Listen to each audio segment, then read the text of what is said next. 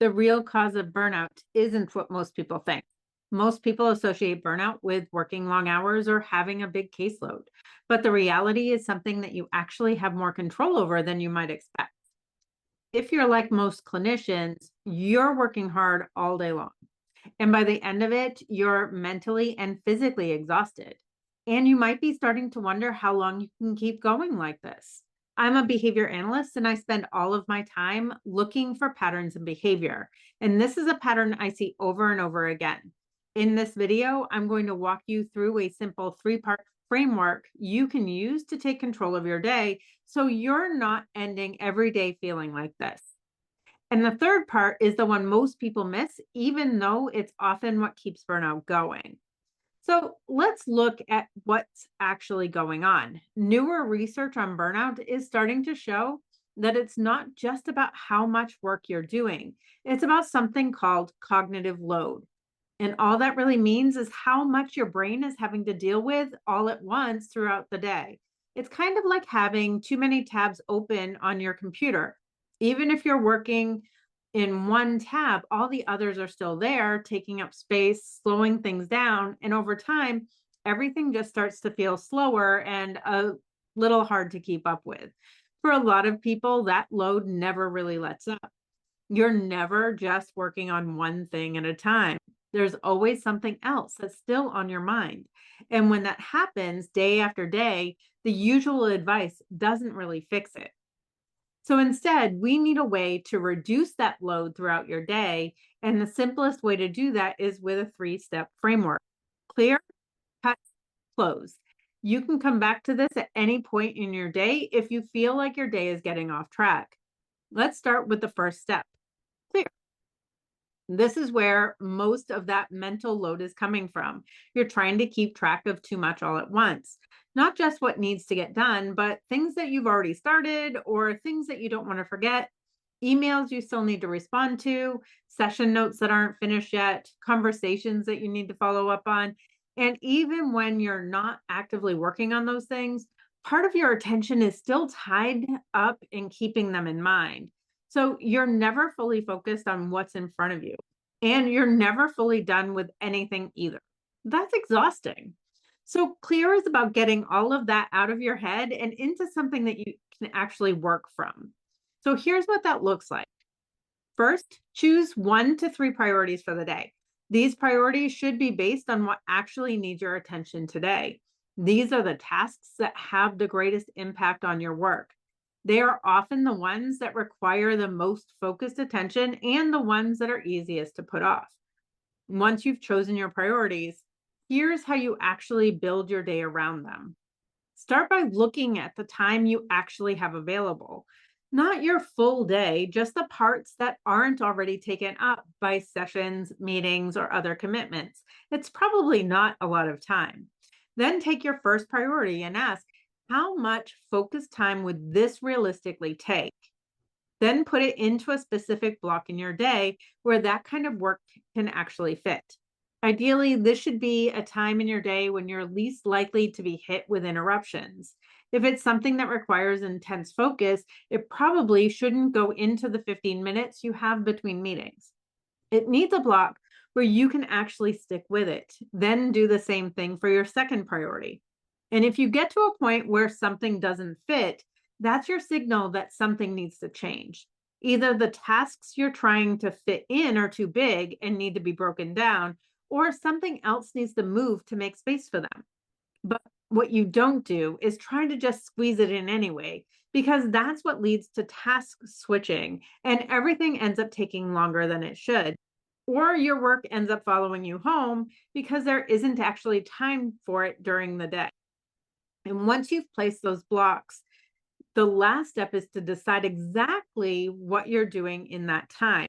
This might not be the entire task, but the specific piece you can complete in that scheduled block. So instead of writing that you're going to work on the report, you decide that you're going to draft just the introduction, or you might just review the first section.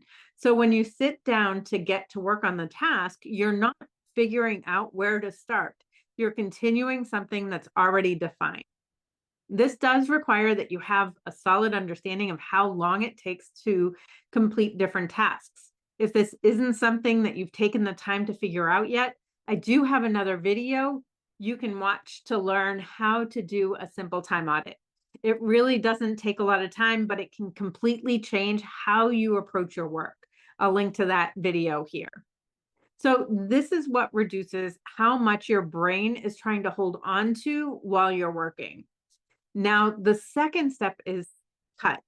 This is what protects everything you just planned, because the moment your day starts, other things are going to come up.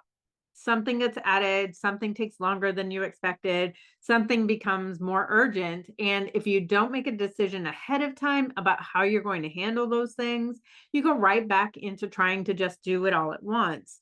So, cut is about deciding what still fits and what doesn't. Here's what that actually looks like. When something new comes in, instead of automatically switching to take care of it, stop and ask yourself, what kind of demand is this? Is this something that truly needs my attention right now? Is it something that I can schedule for later? Or is this something that changes what my weeks are going to look like in the future? Because not everything that comes in is the same. Sometimes it's something that's quick, like a phone call or an email.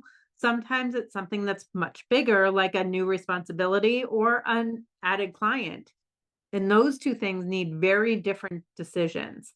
If it's something that's quick and truly urgent, then you may need to handle it now. But if you do, you also need to recognize that you are using time that had already been assigned to something else. And if it's something bigger, then the question becomes, where does this actually fit? And what has to change to make room for it? Because you're not adding it to an empty schedule. You're adding it to a week that already had a plan. So, cut is really about making the trade off visible. What still fits? What needs to move? What needs to get smaller? What needs a conversation?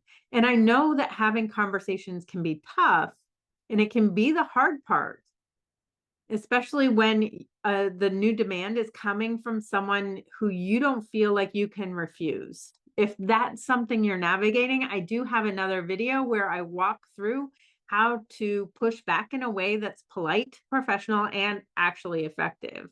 Because if you don't make those trade offs consciously, you end up trying to do both, and neither of them gets your full attention. And that's what makes the day feel overwhelming. So then the third and final step is close. This is the one most people miss. And it's often what keeps burnout going, because the problem isn't just the things that aren't finished. It's that they're still open. They don't have a clear next step.